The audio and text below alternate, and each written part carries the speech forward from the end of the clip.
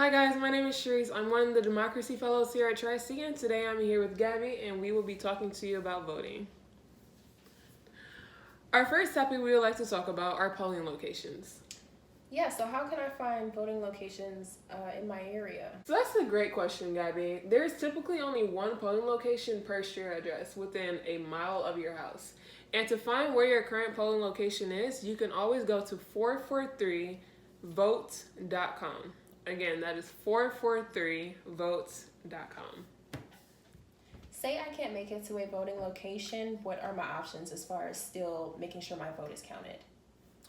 So understand that it can sometimes be difficult to actually make it to the polling location, maybe after work or after school, to make sure you actually go vote in person. But the good news is that you can vote 3 different ways: by mail, early, or in person.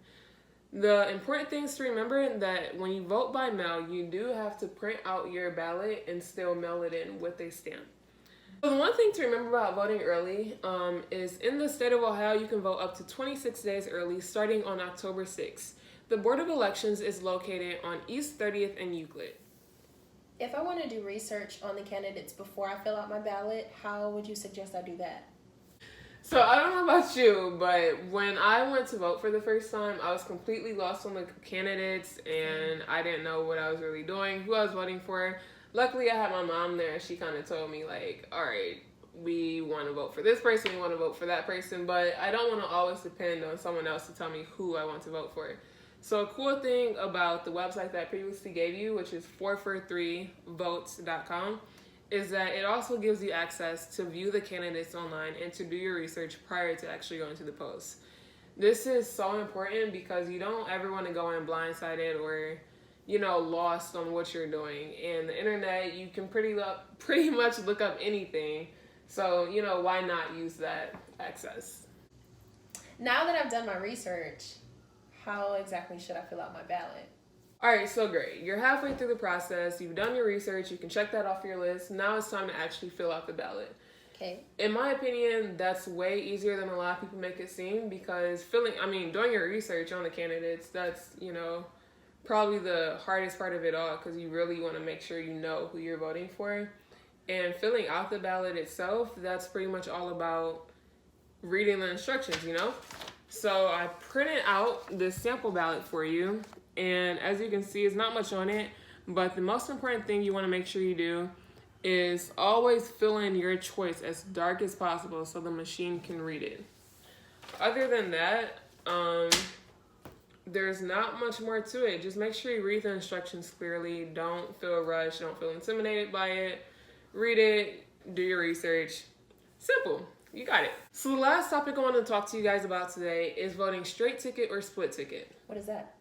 Straight ticket is where you vote all straight down for your political party. So if you're a Democrat, you're voting for all Democratic views. If you're Republican, you're voting for all Republican views. Split ticket, on the other hand, is the total opposite. You can vote maybe political views for, you can vote maybe Republican views for this idea, Democratic views for this one. You're kind of just splitting it. So it's no which way to vote, Okay.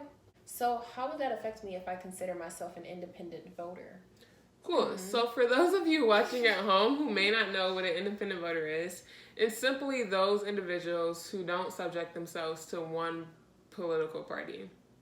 One thing to remember about this is that for the general election, there's only one ballot for everyone.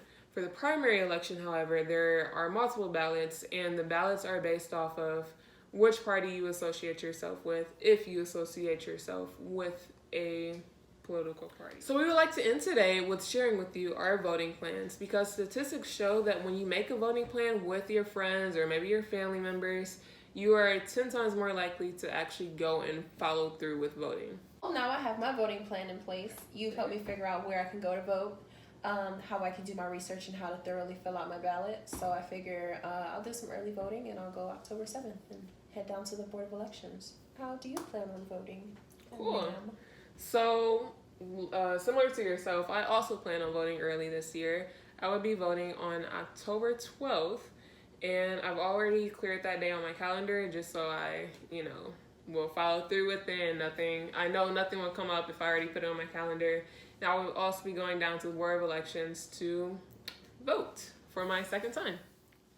So, Grace, after learning all this information, are there any tips you would like to share with students who may be voting for the first time this year, or maybe people, administrators, who may just need some refreshers about going to vote? Yeah. So this will be my second time voting. Right. My first time, I was 18, really young, and I didn't really know anything other than who was running for president.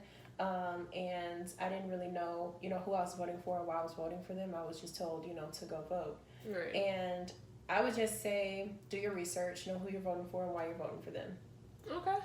So that's some great advice. And especially at a young age, a lot of us, we are always told to go vote, but we aren't always given the tools or the information of how to actually vote and make sure you're successful in doing so. So that's what we are here for. The Democracy Fellows are here to help, and we will be more than happy to answer your questions. If you have any questions after watching this video, feel free to contact us at votingmatters@tri-c.edu. And once again, I hope you guys learned something from this. We have a huge presidential election coming up this year, and it is absolutely essential that we all know who we are voting for, what we believe in, our ideas, etc. So we just go in confident and not intimidated about the entire process. So thank you for watching this, and thank you, Gabby, for joining me on this. You are welcome. And we hope you have a great day. We would like to talk about our polling locations. Yeah, so how can I find voting locations? What? So that's a great question, Gabby. Typically, there's only one polling location with... You are making real eye contact. Gee. You go. I didn't know you pressed it already. Oh, yeah. So the cool thing to remember... Wow. So one thing to remember about voting early is that you can vote... Darn it, you made me laugh. What did I do? Oh, you laughed. You giggled. What a lot of people don't know is that you can actually view your... I'm so sorry. So after learning all of this information, is there any information you would like to share You with... gonna make me say all Yes, I feel like you got it. You know exactly.